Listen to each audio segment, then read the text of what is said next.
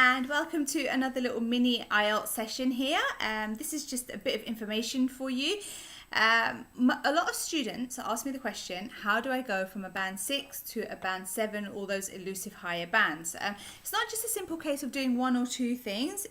You have to do a lot of things in each of the band scores. So for example, in task response, in coherence and cohesion, in lexical resource, and grammar and accuracy. So there's a lot of things to do, and I'm not going to cover all of those things today, but I'm going to cover some of the things that you should be doing in order to help you move on to a band 7 and higher. Again, let me state clearly, I'm not going to cover all of those things today. There are a lot of things that you need to do. One bit of advice that I can give you, however, is lexical resource and summarizing is a really important part of the exam. So if you all, and most of you have a smartphone or a iPhone or something like I have here, if you go into the App Store, you can download the Guardian newspaper, which is online, and it's an app that you get onto your phone, and everyday stories are updated. They do ask for a little donation. It's always a good idea to give a little donation because these journalists are working hard to give us these news stories. But if you can see that, it's called The Guardian.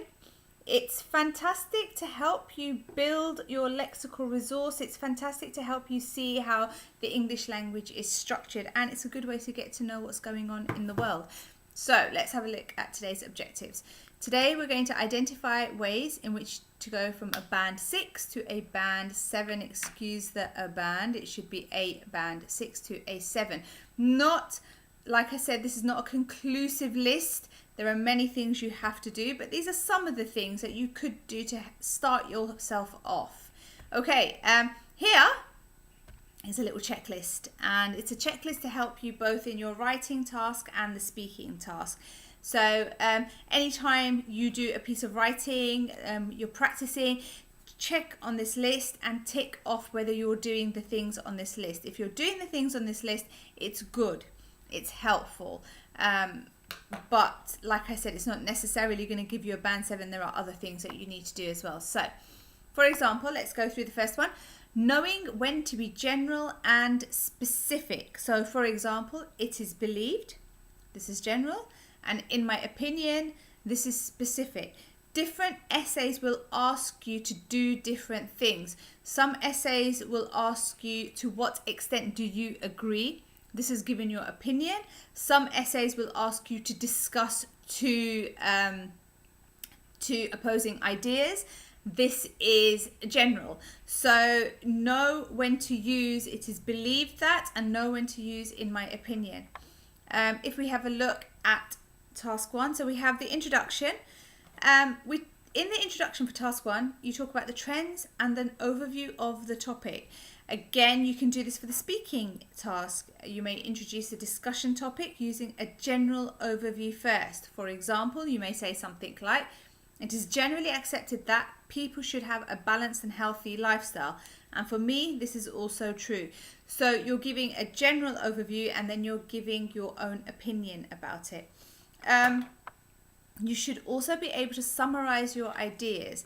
So you should also be able to say, what I mean is, what I'm trying to say. So in conclusion, summarizing is also another really, really important part of the IELTS exam, because the examiners like to see that you can take the essay question and you can put it into your own words and you can summarize what it's being asked of you.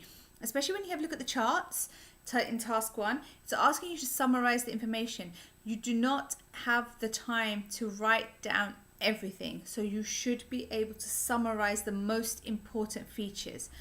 Then we've got using comparisons and contrast. So this is a must in writing task 1, sorry. So in the speaking exam, you can sometimes express the difference between your experiences in your country and now. So for example, I find it difficult to swim here as the sea is very cold. However, in Italy, the sea is very warm and easier to swim in.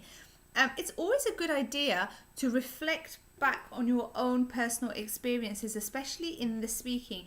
You may get a very general, broad discussion question. So discuss why you think children's books are good for helping them to read, for example.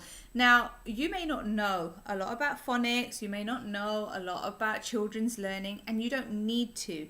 You can talk about your own experiences. So you could say, when I was a child, I used to read whatever book, Postman Pat, for example, and this helped me too. So that way you're incorporating your own experiences into a general question, which helps you to speak, because then you feel like you know something about the topic.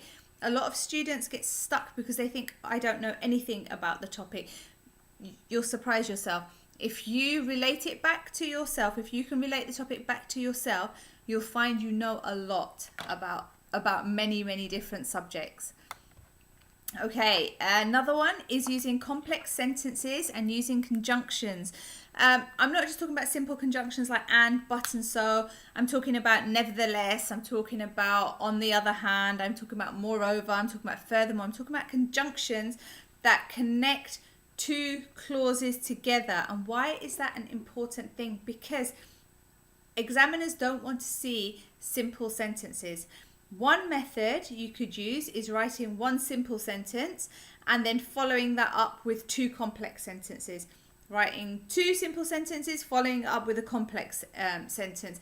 It's completely up to you, but you should absolutely write using complex sentences. It's not okay to just write in simple sentences. You won't move up a band. Complex sentences are up there in the higher band, 7 and above. It's really important you use conjunctions. Again, like I said, and, but, and so are okay, but they're not really enough. Then we've got noun phrases. So here, noun phrases and some collocations are really important. And this is where you go back to your Guardian app and read through the news stories. There'll be a lot of noun phrases. For example, sun-drenched beach is a noun phrase. It's important that you can use noun phrases because it just shows the examiner your range of vocabulary. Again, the same with paraphrasing and synonyms. You need to show the examiner your range of vocabulary. Reading is the best way to help you do that. Reading is the best way to improve your English. Reading in English is the best way to help to improve it. Reading good things.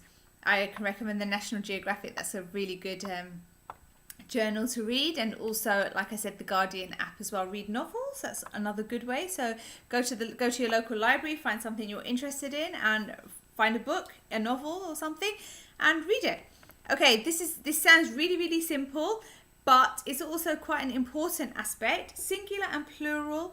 Remember the S in singular and plural. Remember where it goes. Again, just small thing the examiner will pick up on. Okay, and then again, here we go. A range of tenses, PPF. PPF stands for past, present, and future. And it's important that you incorporate as many of these tenses in your writing. When I say use a variety of tenses, I give my feedback to my students, use a variety of tenses, I mean, when you use the past simple, do you follow up with the past perfect? When you use the present, do you follow up with the present perfect? Future, using will, using conditionals, do you follow up with conditionals? Why is that an important thing to do? Because the examiner wants to see complex structures. And that is what takes you from a band 6 to a band 7 in the grammar and accuracy range. And again, it just shows that you have a good understanding and a good grasp of the English language, which is ultimately what they're testing. So use this checklist. Hopefully you will use this checklist. Use this checklist to help you, and just tick any essay that you do, any task that you do, tick and see if you did these things when you're doing your speaking. If you're practicing speaking by yourself, use your phone, record yourself on your phone, listen back and tick to see that you did those things. Also, another good thing to do is go on websites like Conversation Exchange. Conversation Exchange is people with like-minded people who want to learn, for example, your native tongue in exchange for you to speak to them in English, which is a really nice way to get to know people as well. So that's that. If you need any more help, please like and share, send me a message, get in touch, and I'll see what more I can do for you.